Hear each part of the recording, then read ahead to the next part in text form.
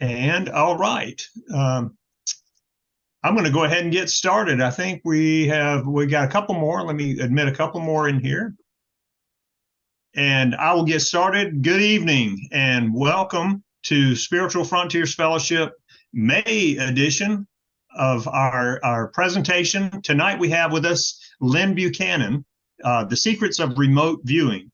Glad to have you here tonight, Lyn, and we look forward to your presentation. Want to welcome, say thank you for joining us this evening. And if you're here for the first time, and if you're here as a returning attendee, welcome back. My name's Smith Prim. I'm the co-chairman for Spiritual Frontiers Fellowship, along with Catherine Smart, who is also our writer and editor and does a fantastic job with the messaging for our group.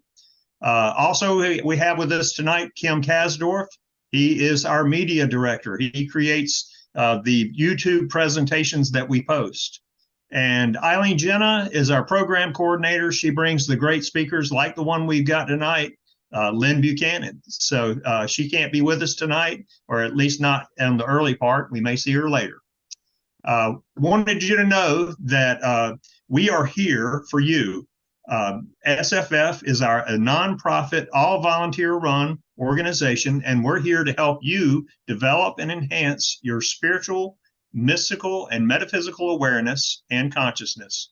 We do this by sponsoring programs like the one tonight, designed to help facilitate your personal growth and development and a holistic spiritual approach to health and living.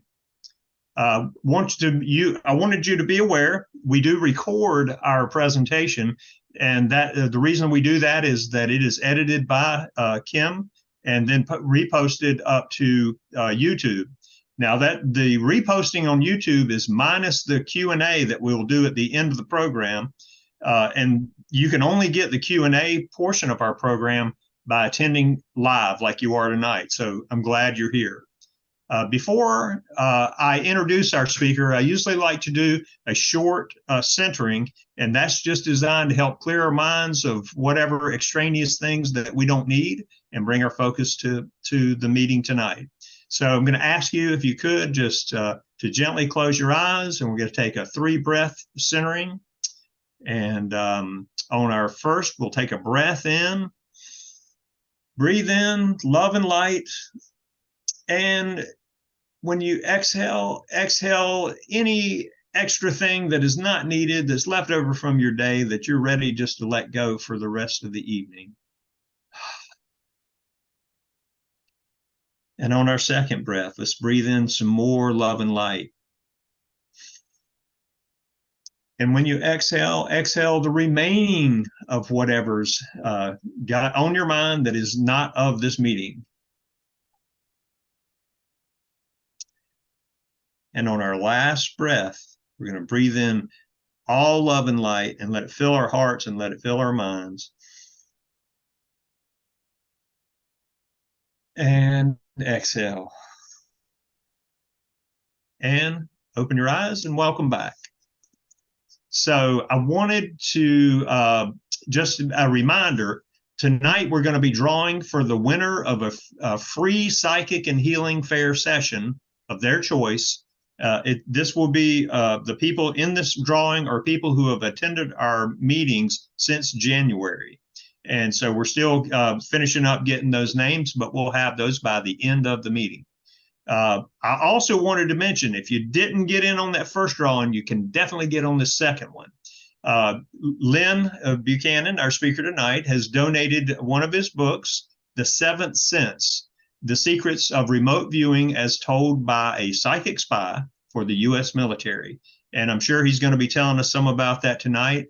That's available. I posted a link in the chat. So if you click at the bottom of your screen, the chat window, you should see that, and we can repost that if it's not there. It's a $5 raffle, and that can be accessed through that site on our website. So that is a separate drawing. We hope that you can take part of that if you have the interest in the book. Wanted to say I'm so excited to introduce Lyn tonight. Lyn Buchanan is a world-renowned expert on remote viewing. Let me get the rest of my notes here. He tells the candid story of his experience as a psychic remote viewing spy for the U.S. military. He was assigned for nearly a decade to the clandestine U.S. Army intelligence group. Lyn trained military personnel who use their inherent psychic abilities as a data collection tool. That sounds pretty interesting. This was during the Iran hostage crisis and the Chernobyl disaster and the Gulf War. So, working on top secret government and military projects using mental espionage created permanent life altering changes within Lyn. Tonight, in his face to face Zoom presentation with us, you can learn about the techniques and mental exercises used to train remote viewers and why Lyn believes that each of us carries a psychic ability that we can develop and explore and use ourselves.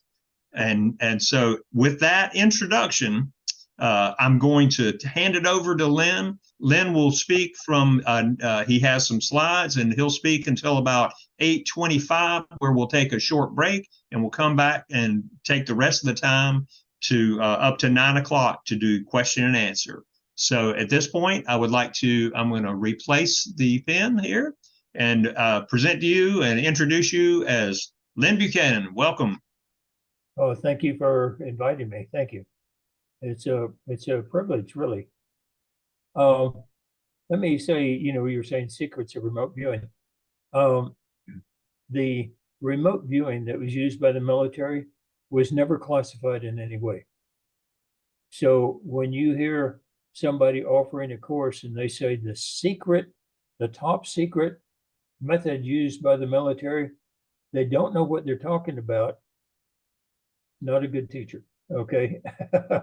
Because it was never classified in any way. However, the fact that the military was using it as a spying technique, now that was classified. But the method I'm going to show you tonight and all that, it was never classified. It was developed at Stanford Research Institute and has been around actually for a long time. I've been watching some of the other presentations, and I saw that they had the slide presentations, and I thought that's a good idea. So when I make slides, I hate bullet points, and so I have a lot of what I'm going to say on there, so that if you want to bring this recording back up later, you can see what was said, as well as just blank bullet points. I hate those. How do I just share the screen, or do you do that? Yes. So what you'll want to do at the bottom of your screen, it should say share screen. And if you have your presentation up. My camera's in the way here, so I'm going to have to find it. Okay, share screen.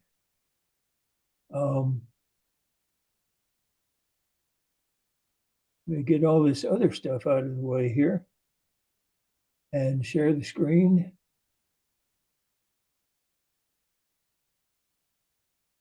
Share screen. Oh, there it is. Okay. Share. Good deal. Okay. What I have presented here, because I think it's important, is what the U.S. military learned about human consciousness and psychic functioning from all the years that we did the work. And we learned an awful lot. And let me make sure I can get this working. I can. Okay. The seeds for our need to develop a psychic spying unit was sort of handed to us by the Russians, because they already had psychic spying units. And we had not been able to find out how many of our most closely held secrets have been leaked to the Russians. We looked for ground spies, we looked for all kinds of stuff, couldn't find anything. But intercepted documents showed that they were using psychics for intelligence gathering. Well, the general attitude there was to laugh at it, I mean, whoever heard of such a thing? But the U.S. intelligence services takes things seriously. Whatever the Russian scientists were doing, they did their study and they found out it worked. Uh-oh. So, hey, if they're doing it to us and it works, we're going to do it right straight back at them, okay? And this is that spy versus spy cartoon. And I want to mention to you, by the way, that U.S. does not have spies, okay? We have intelligence agents. And you know what the difference is between the bad guys' spies and the good guys' intelligence agents? I don't either. So moving on, because I've never found a difference. A man named Ingo Swann was brought into the scene through Stanford Research Institute International, SRI. His method was called Coordinate Remote Viewing, CRV, and that was later changed to Controlled Remote Viewing, and that became the method that the military used and that everybody hears about today. A military project called SCAN-8, Scan by Coordinate, was formed, and it went through several different incarnations and project names and so on. Every time they found out what we were doing, they would disband the unit completely, and the next day we'd go back to work as another unit under a different project name. The one you've probably heard of most is Project Stargate. That was the last name for our unit before it was disbanded, as far as we know. By that time, I was retired, and so they quit telling me secrets. In those years, CRV was used for military and government operations. We found missing soldiers. We gave the information that rescued missing soldiers. We spied on foreign installations. We drew pictures of the foreign installations. We drew detailed pictures. I can get into some of that a little bit later. We sat in on their meetings, on their planning meetings, and they would have their planning meetings that were secret and all that, and we'd be back at Fort Meade taking notes. And so, you know, they didn't have any secrets. A guy named Joe McMoneagle was one of the first viewers. They gave us a test to see what we could do, and at the time, the M1A1 Abrams tank was the most secret thing in the U.S. government, and he drew a sketch of it, and this is one of the sketches he drew, and the others are very highly detailed. And that was one of the first times that the black cars came out to the unit. They tried to seize all of our paperwork and everything and call us spies for the Russian government because it scared them so badly. And from that, they learned, hey, this works. We've got to use it. Through the years, a lot of good and accurate work was produced. Inspection of Saddam Hussein's facilities in detail. Most of us in the unit did that one. Locating of listening devices in our embassies. Joe McMoneagle did that. Chernobyl meltdown. I predicted it was going to happen 3 days before it did, and 6 days before it got to the news. Locating down planes, that was done at SRI. The end of Russian communism, I predicted that almost a month before it happened. The attack on Grenada, we all worked on that. Joe was given the picture of the top of a building, and he not only said there's a submarine being built in this building, he drew the submarine, he drew the way they were going to get it out to the water. He also told the date and the time when they were going to bring it out of the building. they diverted a spy in the sky satellite to get pictures of it at that date and time.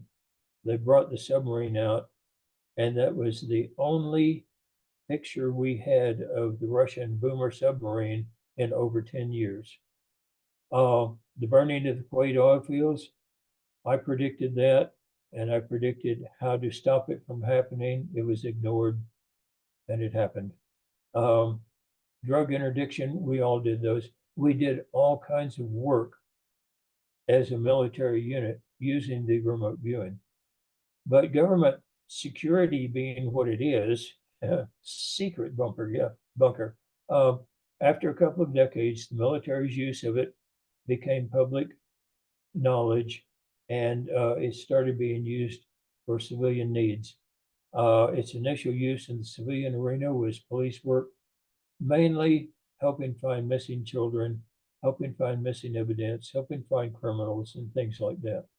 I also started my company, Problems, Solutions, Innovations, for training civilian remote viewers and providing remote viewing services to the public, both of which I still do.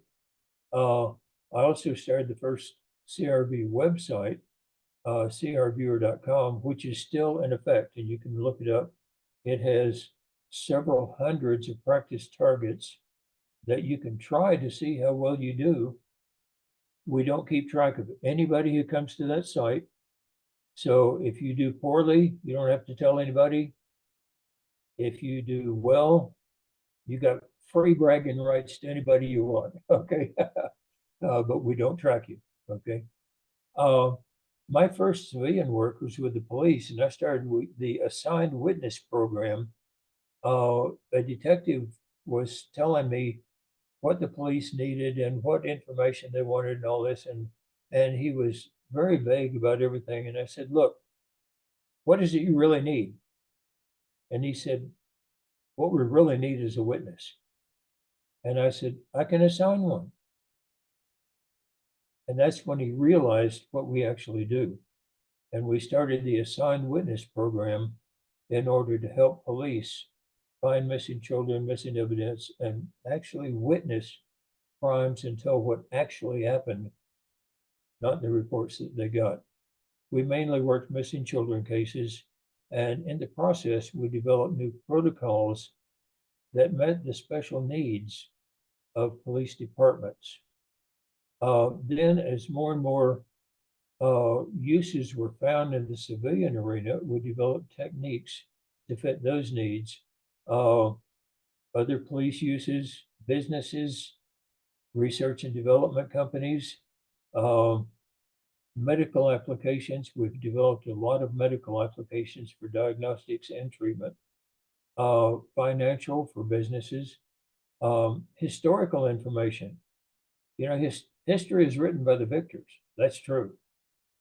You want to know what really happened, we can tell you what really happened, okay?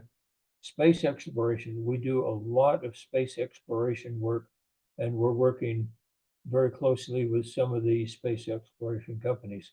Lotteries, oh yeah, lotteries, treasure hunting, art and music.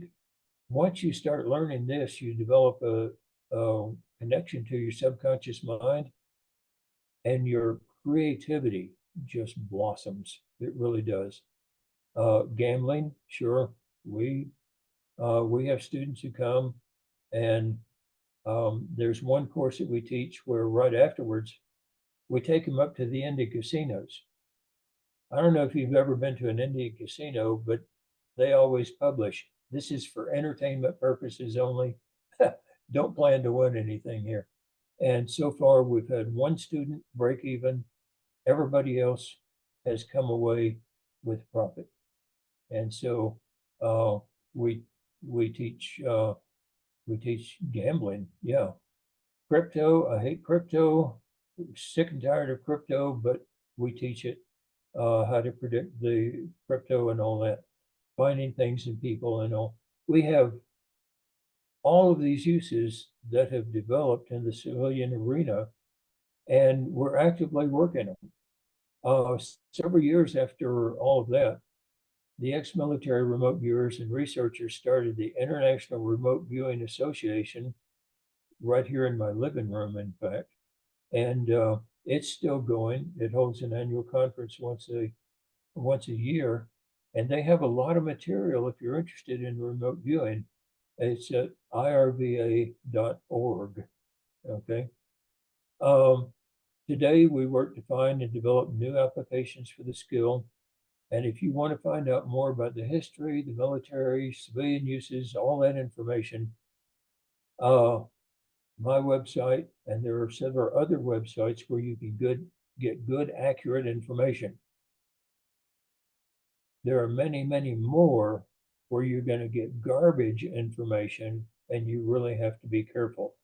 Like I say, if they say we teach the top secret method, the method was never classified, just click off of that site, don't bother, okay? So anyway, that's an extremely short historical overview for those who didn't know anything about it. But tonight I want to talk about the military, what we learned about human consciousness and psychic functioning. So before we go into that, because I want it clean, okay, does anybody have any quick questions about the military and civilian uses of remote viewing? And I'll stop sharing for a moment. Anybody have any questions about that? Chuck? I think this would be in that category. Do you do any work to explain or identify UAPs? Yeah, that's not the military. That is the history. Yes, we do. And the main stuff we do for that is for those who are going to classify the information anyway. Little trivia here. Do you know why they call them UAPs? Because they just don't want to say UFO, I think. No, yeah. Because if they call them UAPs, they don't have to apologize to you for lying about UFOs. You know, Okay. and that way they forget about all those lies. You know, we're talking about UAPs now. Yeah. Yeah. Anybody else? Okay. In that case, let me. I got one for you, Lynn. Oh, and you go right don't have ahead. to, Yeah. you don't have to answer it now, but in your talk, things like 9/11. I think 9/11 is such a big issue. If Oh, there's yeah. anything you can talk about that, but I'll let you do it as part of your talk. 9/11 was known about long before it happened. Yeah. And many of the conspiracy theories you hear are based on truths. That doesn't mean the conspiracy theory is true, but there are truths behind it. Yeah. Interesting. Thank you. Okay. Let me share screen again then. And okay. If I can do this. Okay. So what did the US military learn about human consciousness and psychic functioning through all the years we used controlled remote viewing? First, people would ask us, where does the information come from? And listen, I'll tell you right now, people say, oh, it came from spirit guides, or it came from the universal hologram, or it came from God, or it came from the collective unconscious and all that. And everybody has a theory. And they get a theory that works for them and they hang on to it like they're lost at sea and it's the only thing that floats. They won't give it up. And nobody can prove their theory. So where does the information come from? Fact. Nobody knows. Okay. But in the military, we weren't concerned with it. We were concerned with the information. What do you do once you get it? And so, of course, what we did was we just accepted the information is there. We can get it. Let's see what we can do with it. And we never bothered with where does the information come from. One of the second questions we got a lot was wherever it comes from, how does it get from the universe of time and space and all that into you? And there's been a lot of research done on that. The researchers have been quite prolific, in fact. Maimonides Institute, well, research by Dean Radin. He did studies where they would hook you up to electrodes, you know, EEGs, and then he would show you pictures on the screen. What he found out was that the synapses of your brain, without you knowing it consciously, will react before they show you the picture. Okay, and there were other studies that were done. The electroencephalograph studies done by Dr. Ed May. They hooked us up to electrodes and showed us pictures of horizontal and vertical lines. And then they made a recording of what our synapses did in our brain without us knowing. Then they said, okay, we have a target for you.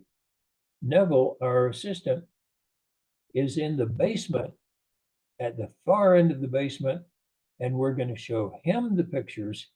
Now let's see what your brain does. And our brains reacted when he saw the pictures.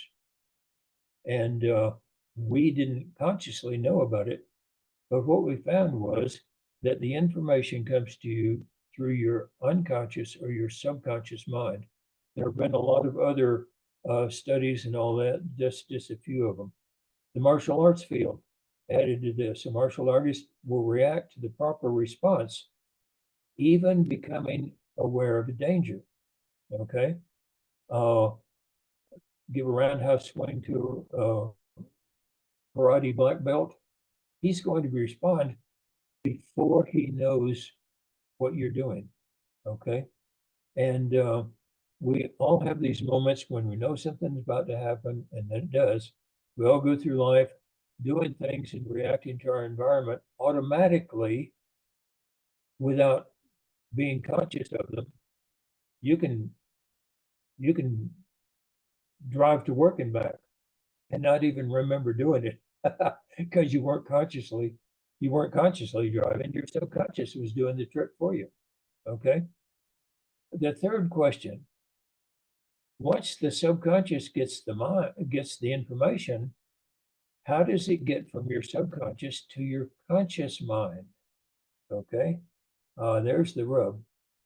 For some people, many times the information is so important that your subconscious just forces it up and you become aware of it.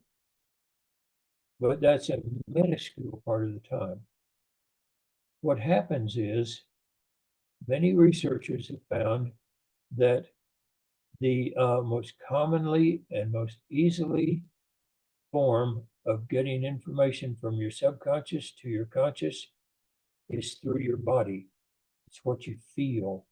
It's what you feel like you hear. It's not conscious thinking. It's your body's response to your subconscious knowledge. Okay. And so we learned that the communication of information from the subconscious to the conscious comes most easily and quickly through these body's responses, which are called neuromotor responses, and that these can be trained. And the military does love to train. So Ingo Swann made stage one of the process. Develop physical responses to subconscious awareness. Okay, so we trained in a martial arts style, and somebody would say water, and we would very commonly make a wavy line with a pen on a paper. They'd say land, we'd make a line. Space, we'd make some kind of a circle or something like that. Structure, we'd make something with a 90-degree angle. And then they would call them out, at random, that and many others. And what happened was, it was so boring to sit there and do that for hours at a time that your conscious mind starts wandering off, and your subconscious is reacting to whatever word is called out with a proper physical response. In other words, your subconscious mind is learning how to talk to you in details simply by drawing lines on the paper. And so it develops a physical response to exact subconscious awareness for very detailed things. And so we practiced until these became automatic physical responses. And what the monitor would look for is the time when you would make the response before he called the word. That let him know your subconscious can now talk to us. Okay. And so once those had become automatic, we would be told the target coordinates are, and I'm using an example here, 12 degrees, 20 minutes, 18 seconds north, 43 degrees, 11 minutes, 32 seconds west. What's the target? And your mind would go, no, like that. I mean, your hand would do that. And as a remote viewer, you would say, I have no idea what the target is. All I know is that at that point in space on the Earth, there's water and something man-made. Okay. And so the monitor would open the envelope and there would be a man-made thing on the water. And we would use these simple targets like this and practice and practice and practice and practice. Listen, you're not going to learn controlled remote viewing in a 3-day course and get a diploma. It's not going to work. This took months of practice, and it can take months of practice. But once we got to where we could do that with a high degree of documented and data-based accuracy, stage 2 would come up. It's never enough, right? And so in stage 2, after getting the major aspects of the site, we'd get a new target, not be told what it was, and we would say, okay, there's water and man-made. And they would say, oh, describe the water. And you would touch the ideogram because you cue your subconscious through the body. And as you touch that ideogram, you get impressions, physical impressions, okay? And so you say, the water feels cold, tastes salty, I get a salty taste, things like that. You're training your body to respond to what the subconscious knows. Good. Now describe the structure. So you feel around it, you feel the structure, you feel the ideogram. Oh, I get a splashy sound. Oh, I don't know what this is, but it looks big. Oh, mentally tap on it. Okay, tap on it mentally. Sounds hollow, sounds metallic. Okay, I still don't know what the target is, right? And so you continue on that way, and then you see the target, you score your session, you database your results, you get an assessment of it, that goes into a database, and so on. This is training. We would practice with simple targets until we gained a documented high accuracy level at that level of remote viewing. Then stage 3. Okay, never enough. Stage 3. Once you got visual perceptions or something, you would sketch. Now, this isn't a sketch of what you saw. Like on this, you would draw the water along there, and you would look for that metallic feeling, okay? And you would actually trace around the paper feeling where it was metallic, where it wasn't metallic, and a sketch would come out of that. Okay. And so when we say sketch, we don't mean just sketch. We mean feel your way around the target, feel it, touch it, smell it, and all that. And so then once the sketch was done, we would say, okay, now you've got the sketch. Feel around that sketch, touch it, feel it, smell it, feel it, taste it, and so on.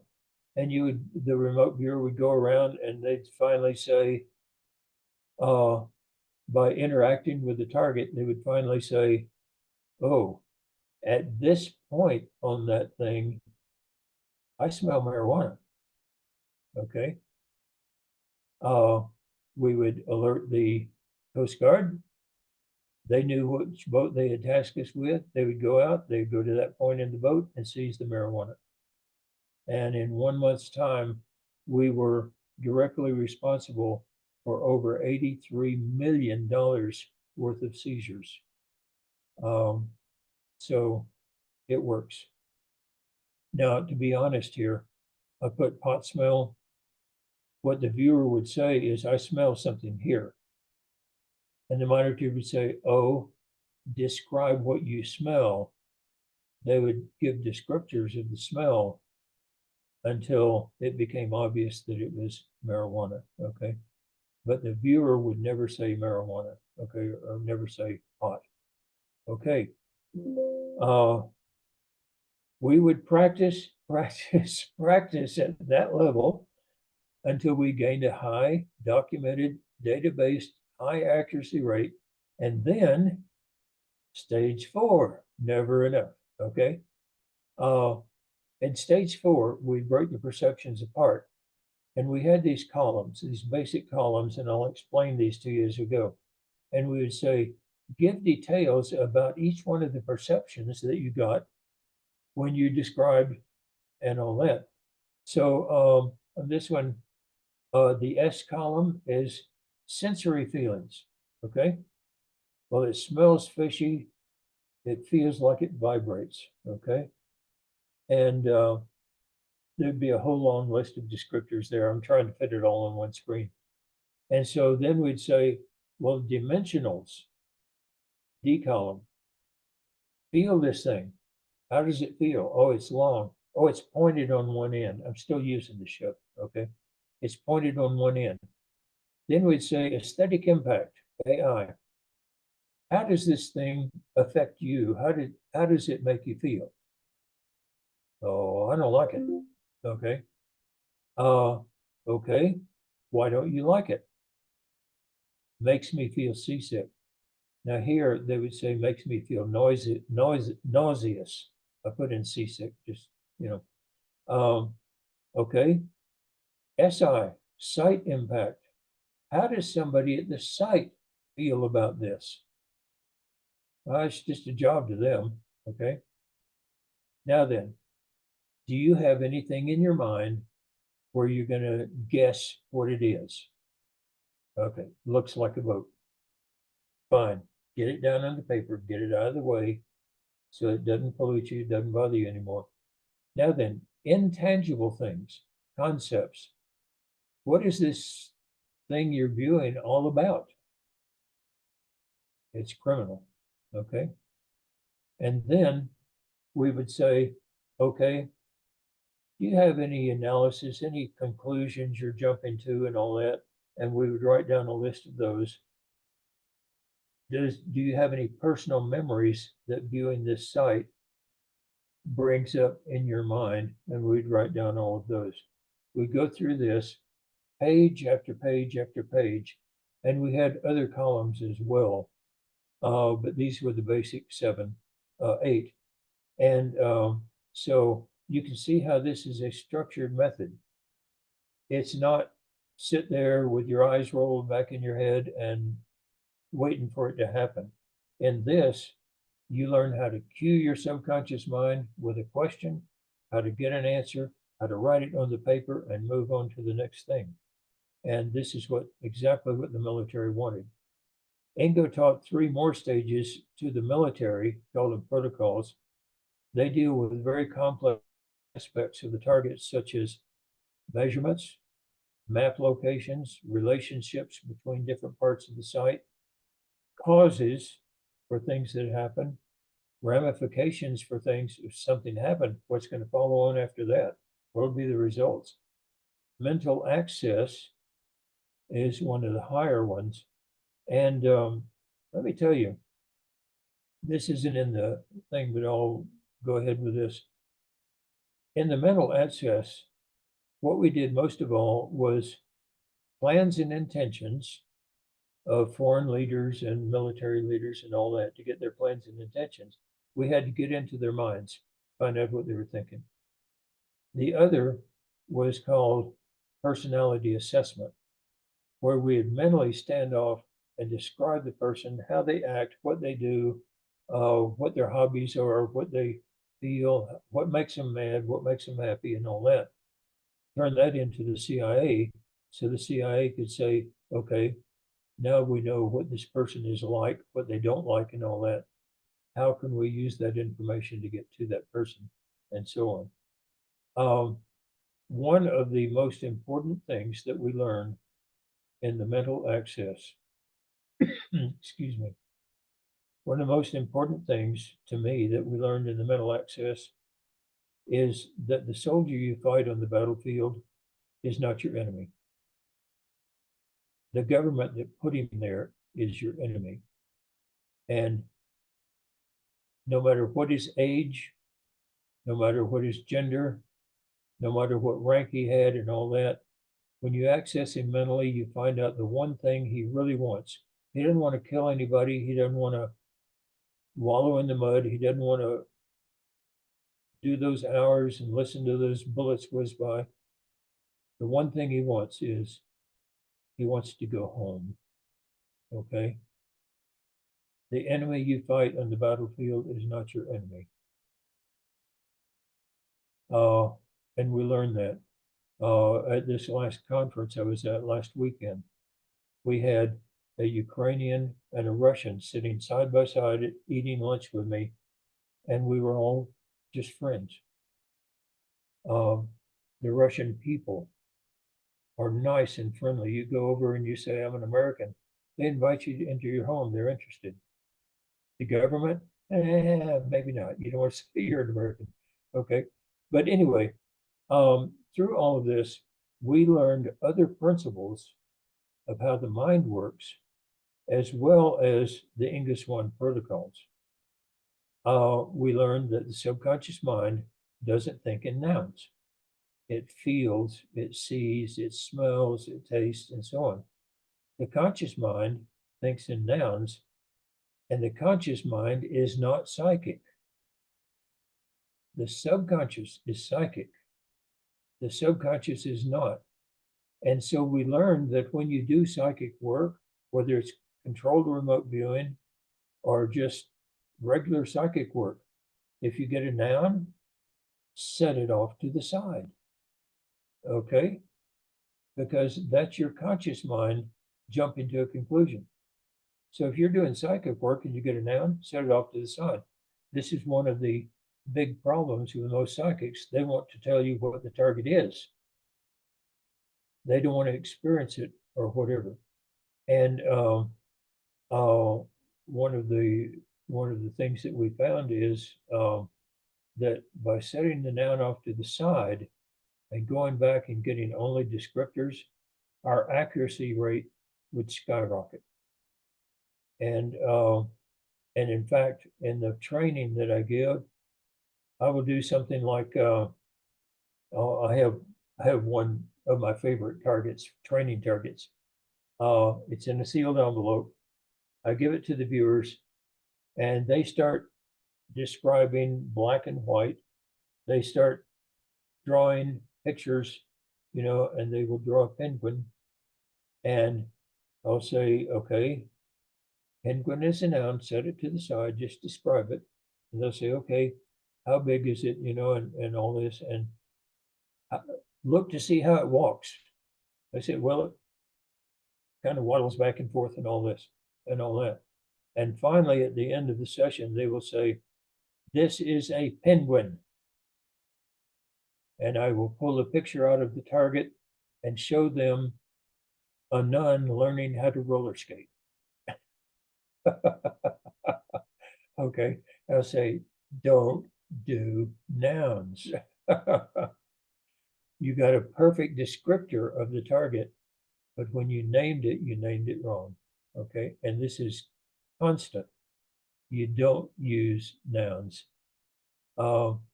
We have an analogy that we use to train this.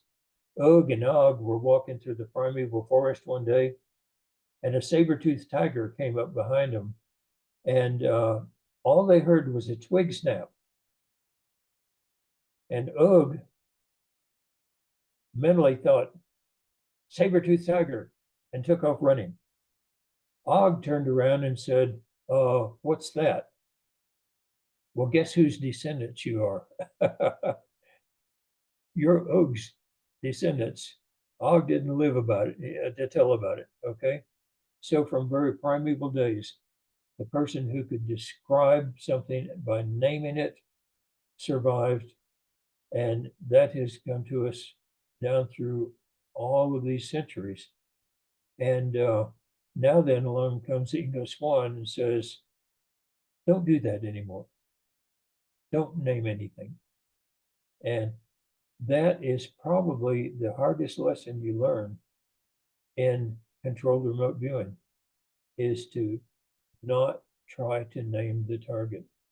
And when we train people out of the tendency to do that, their accuracy, they can find things on maps, they can give total descriptors, they can draw pictures of something, not know what they're drawing a picture of, and the picture will be accurate, and so on. So all nouns are set aside, and that's not just for remote viewing, that's for all psychic work. You do that, your accuracy goes up. That's one thing we learned. We learned that the process of controlled remote viewing, and in fact all psychic work, is not a psychic process, it's an interview and report process. You interview your subconscious mind, get the answer, and write it down as it says, not as you think it said. You find press, TV and newspaper reporters. They will interview somebody, and then they will write what they think that person said, not actually what the person said. And so the process of teaching, you don't teach someone to be psychic. They already are psychic. You already are psychic at your subconscious level. What we teach is how to communicate with yourself. Once you learn how to communicate with yourself, the psychic information is available. It winds up on the paper, it goes to a customer, and somebody gets some good out of it. So you ask your subconscious not what the target is. You say, what do you feel? What do you hear? What do you taste? Mentally touch it. How does it, what's its texture? Things like that. And you try to get descriptors of it. We also learned that the subconscious mind doesn't do numbers and some other things as well, but mainly numbers. A number is a concept. And when you're trying to do numbers, you're doing a concept of a conceptual thing. And it's just hard for all psychics in any form to do numbers. People tried the lottery, okay? Listen, they tried the lottery like crazy, and they try to get the numbers. You don't get the numbers. You get something else, and you use a thing called associative remote viewing. Associative remote viewing takes an explanation. This is an offshoot of what the military used, okay? What it is if something is hard to view, like a number, you associate with something that's easy to view, and then you view the associated thing. So which team will win the Super Bowl this year? I can view the winning team. They're the one who's active. They're all dressed in uniforms. I can even give the color. But things change between now and the game. And so the color I described that will probably win as of today may not win as of next week. Okay. And so you can give all these descriptions and you're describing a football team. So which one will win the game? That's a very hard question for any psychic or any viewer. Okay. So what you do, you don't tell them what the question is or even what the session is about. You don't tell them we're predicting the Super Bowl game. You just say, I have a target for you, and you find out what the viewer is good at and associate two totally different things of that type with each team. Let's say a viewer is good at shapes. So you pick one cubic thing, a black wooden box maybe, and another spherical thing, maybe a soft orange colored orange, okay? And you say, at so-and-so tomorrow night, after the game, but the viewer doesn't know that, okay? After the game, you'll know who won the game. And you show them the thing that is associated with the winning team. So today, you don't talk about the game, you don't talk about anything to deal with the game. You simply say, tomorrow night, I'm going to show you an object. Describe it. And they say, well, it's soft, it's round, smells nice, tastes tangy, you know. You know they're describing the orange. You look to see which team is just associated with the orange. And today, you know who's going to win the game. Okay, you can go place a bet. And this is called associative remote viewing. And so we do this with the lottery. It was done at not at Stanford, I forget where, but in 1 month, they won $127,000 on silver futures by simply using this method right here to predict the stock market. And it works. There are a lot of people using this now and making a lot of money with it. Okay, so what did we learn about human consciousness and psychic functioning? We learned that the conscious mind is not psychic, the subconscious is. We learned that the easiest way to get cues to your subconscious and psychic answers back from your subconscious to your conscious mind is to have the body act as a go-between. In other words, you learn it as a martial art. We learned that the military, we learned in the military that trying to be psychic and trying to name the target almost always made you wrong. Nouns are mental traps. You set them all aside. Also, we made rules. Rule 1 for psychic work, describe, don't try to identify the target. Leave those nouns out of it. If the target, rule 2, if the target is a person, you describe the person, you don't identify with that person. You don't mentally meld with them, okay? Listen, you wouldn't believe some of the target people we got. You mentally meld with them when you're doing their plans and intentions and all. And some of that stuff may rub off on you. Their politics, their religion, their fears, their desires, their kinks, their personality and all that. A lot of people come to me and say, I would like to learn remote viewing to help find missing kids. And I, first of all, try to talk them out of it. I say, wait a minute, you're going to mentally go to a missing child case, and you're going to get into the mind of a person who enjoys, kidnapping and torturing and maybe killing a child. And one of the things you're going to feel is the joy that he gets in doing it. Do you really want to experience that joy and have it as part of your personal experience? No. Or you may experience the child who goes through the torture, the murder, and all of that. Do you really want to go through that with them? No. And so when you get the target as a person, you mentally stand off and describe what you see. You do not try to become one with that person.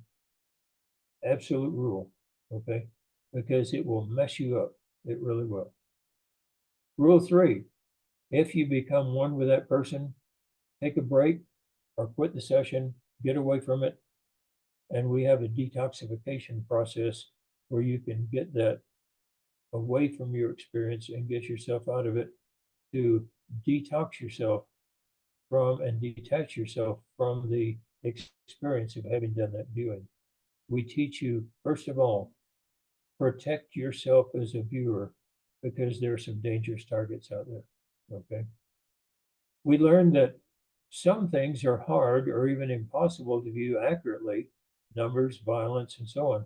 And we learned many ways to get around that, ARV being only one.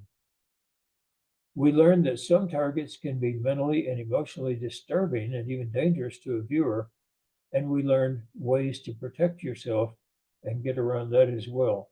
And these things that we learned, they don't just work for CRV. They work for any psychic functioning. Any psychic can take these and learn to protect themselves from the targets they view. We learned that viewing something doesn't do any good if the information doesn't get to someone who can use it in a format that means something to them. Listen, if you do psychic work and you work for the police, aura is a 4-letter word. In your report to the police, never use the word aura. I can guarantee you it's crumple, toss. If you get the impression that their aura says they're disturbed or angry, don't try to impress them with your psychic ability. Don't say, well, I got their aura was, no, you don't say that.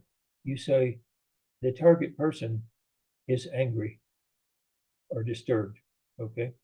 You report the facts. It's like, if you remember the old Joe Friday Dragnet series, just the facts, ma'am. That's all the police want. So you get things to them in a format that means something to them. If you work for businesses, you give your report in a business format. If you work for the police, you give it in a police format. Many of the times when we work for the police, we will give the results on an unidentified witness sheet. And that way it doesn't say anything about remote viewing and all that, because many times we have found that the police will take it, the detectives will take it, then somebody in the upper echelons of the police department will see remote viewing and they'll trash it. Okay. And so when you give your report to someone who can use it, put it in terms that they can use and that they can understand. All right. We learned that each viewer has different strengths and weaknesses. Nobody is good at everything. So you task them toward their strength and you train them to get their weaknesses stronger. And you do that by keeping a database of their work, how accurate they are at the different types of information, and you learn from documentation what their strengths and weaknesses are. You don't say, oh, Joe is good at something, Jane is good at something else, No. Back when, back before the computers and all, people would say, show me your proof. They don't say that anymore. They say, show me your data. And the importance of using data in psychic work is what's going to get it accepted in today's world. I did some work with Savely Sava, who takes psychics and puts them with doctors in the doctor's office to collect data. And he doesn't do it saying, this psychic will help you. He does it by saying, we're trying to see if this works. We need to collect data. And we collected data. We had controlled experiments and all that. And by doing so, at this one project I was on, we found and proved by data that by the remote influencing, by accessing your subconscious mind, I can drop your blood pressure 50 points. Okay.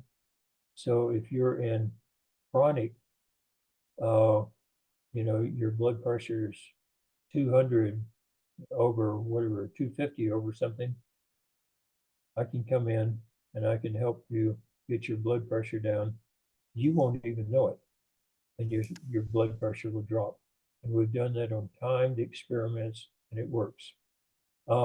We learned that in order to know their strengths and weaknesses, you need to analyze and database the results of their work.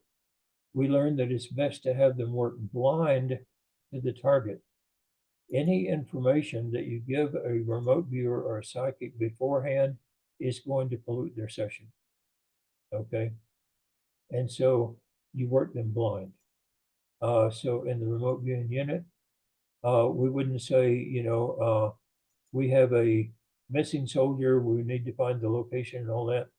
They would come up and they'd say, we have a customer who sent us a task. This is task number 980407. Question number 3, what's the answer? And we would sit down and do our session and provide the answer. If they told us anything about it, it would always drag us off.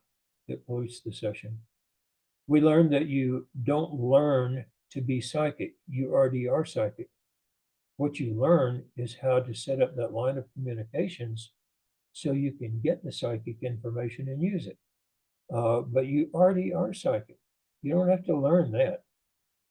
We learned that all that's required for doing that work to set up that line of communications is proper training and practice, practice, practice. I've always added practice, patience, practice, patience, practice, patience, please. Because it gets so boring to practice over and over and over again. When I went into the unit, to get from stage 1 to stage 6 was projected to be a 3-year period, a 3-year training period. That's 8 hours a day, 5 days a week. Now, by the time I started training, we had cut that down to almost 7 months, 7 or 8 months. Okay. But that's still 8 hours a day, 5 days a week, And so doing the remote viewing at this level is not going to a 3-day course and getting a diploma. Okay. This is different. And we could draw what's going on inside of a building. We could describe what's going on inside of a building, what happened before and what happens next, and so on. But most of all, we learned that anybody who will train and will practice can learn to do it. We have never found anybody who isn't psychic. We found people who will try it, have success at it, and then for religious reasons or whatever, they get scared, they quit, they won't do it anymore. It's out of their paradigm, and they don't want to change their paradigm, and so, they won't do it. But we've never found anybody who can't. All you do is you get the proper training to learn what to do, and then you practice it, and it happens. Okay. And now, highly qualified CRB trainers are now opening their own shops for training and applications in the civilian arena. And there are a lot of good teachers out there now. They're starting to multiply. Results are shared in the CRB community, and the training and the databasing is also shared, so that when it comes for like one teacher or one project manager says, okay, I got a task in from somebody, they don't just look at their own group of people. They look at all of the CRBers out there. They pick the person who's best, whether it's one of their people or not. And that way, with viewers who, let's say you have 10 viewers and they all have an overall average of 70%, but you task them what they're good at, and the results that go to your customer can be 95% accurate. And it works. It really does. We learned many other things, far too many to go to talk about in the length of this talk.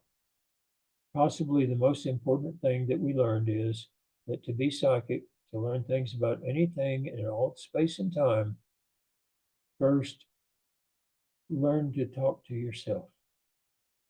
Okay, that's the secret. You have three minds: the conscious, subconscious, and the body mind. Either they work together, or it's just not going to work the way you want it to. Okay. Now, added something here. About 2 years ago, I bought a 120-acre ranch in a no-fly zone in the middle of the Tularosa Basin in New Mexico.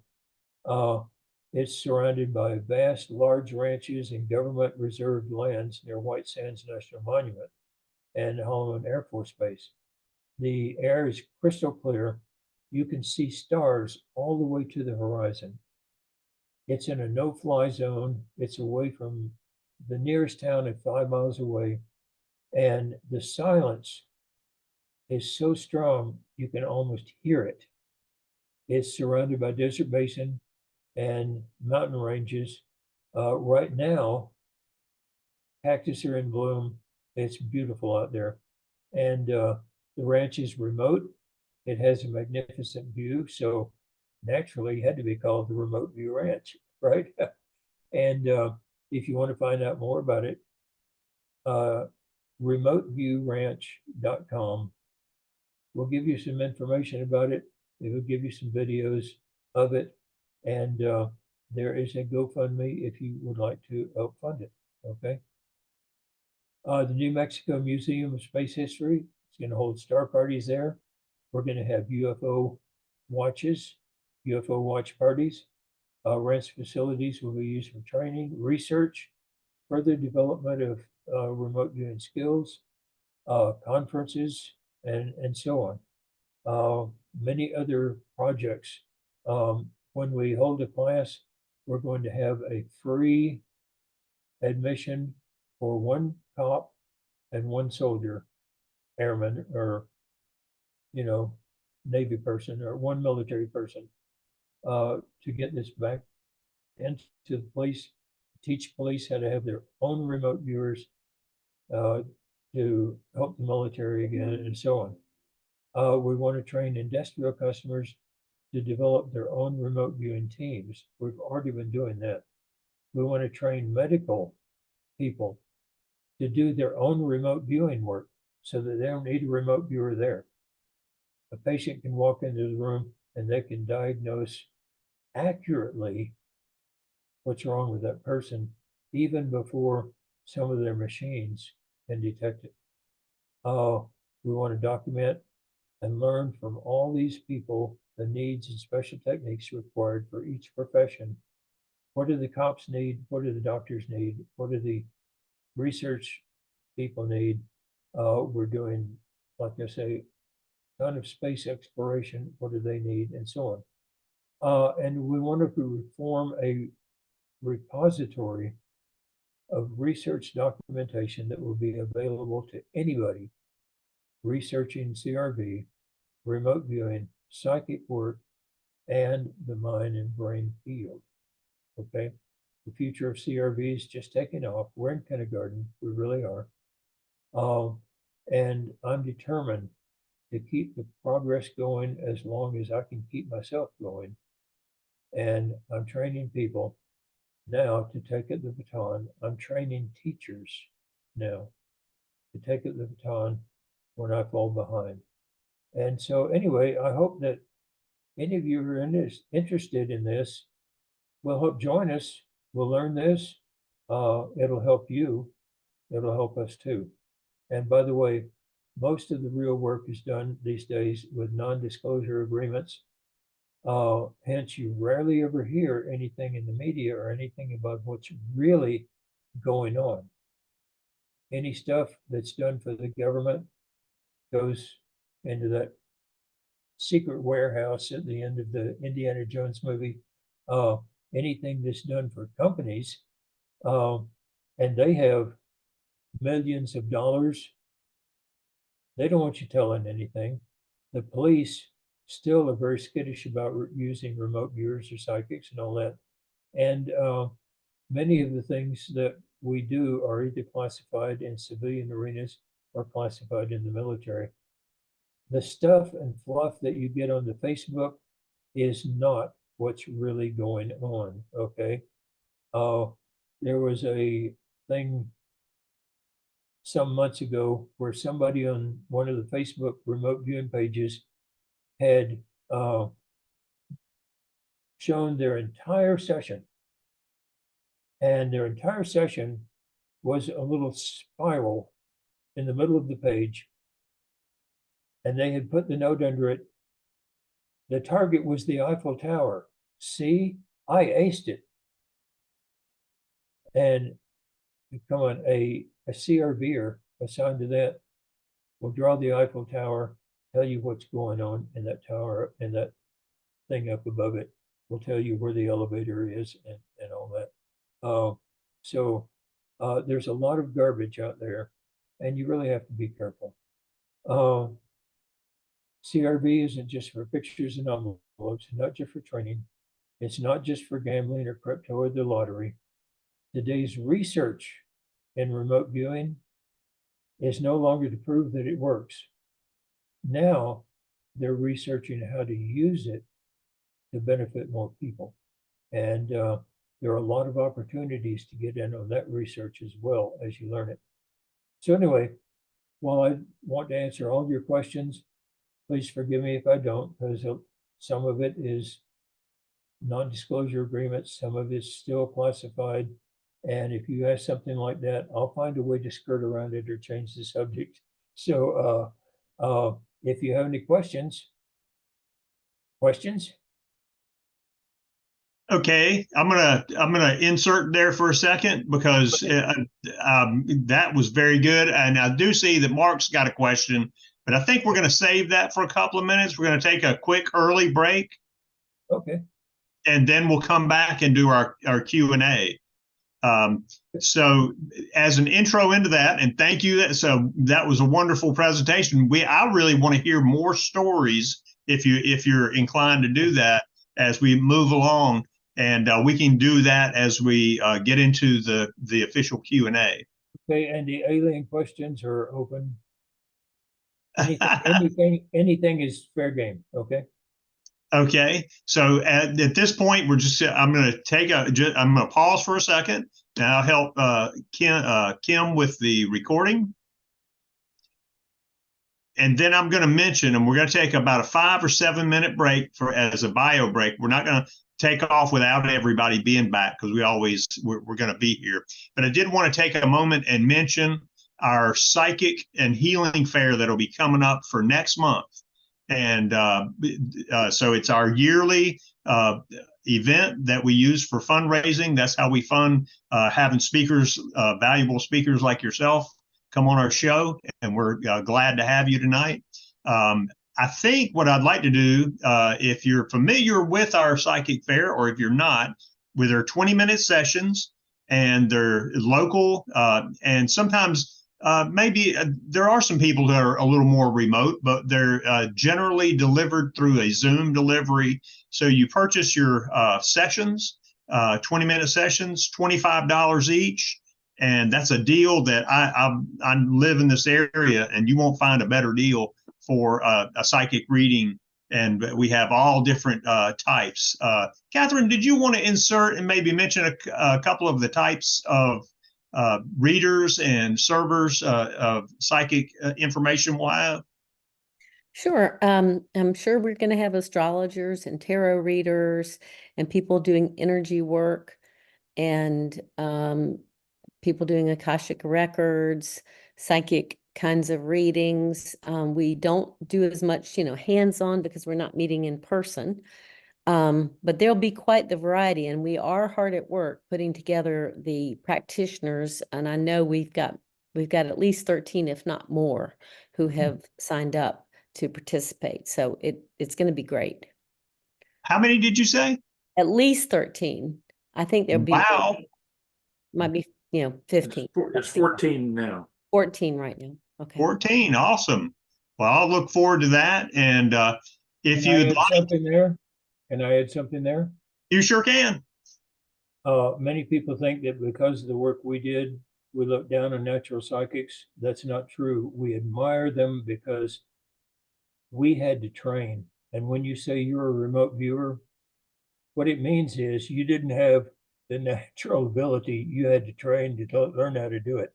And so the remote viewing that was in the military was devised not for psychics, but just to grab any grunt soldier off the battlefield and teach them how to do the work of a psychic. And you'll find that many of the natural psychics that you find in this fellowship are really, really good. And take advantage of this. I would say take advantage of this this opportunity if you can. Yeah. Awesome. Thank you so much. So at this point, let's take about 5 minutes, bio break, get you another drink, whatever it is that is comfortable for you. And we will be back. I've got 8:18. So at the 8:23, I think that would make it. Then we'll get back on and we'll get going. I'll remain here. We can all chat in that meantime. And then I'll bring us back to the point of our Q&A at 8:23. Good. Right. Okay. I Well, want to thank you for having me here. And yes, it's been an honor, really. we want to thank you for joining us tonight. If everybody could give Lyn a hand, that'd be great. Thank you so much for being here. And we look forward to seeing you again and reading your book. Good. Okay. Good. All right. My book that's out is The Seventh Sense, and it's a history of what we did. It gives you exercises to do the controlled remote viewing, and it's. I hope it's a good book. I always tell. Thank you. I always tell everybody, take care of yourself, take care of others, be kind to your friends and your enemies because it confuses the hell out of them, and don't run with scissors. All right. Be careful. That's good, wise advice. Gotta cut out now. Bye-bye. Good night, everyone. Good night.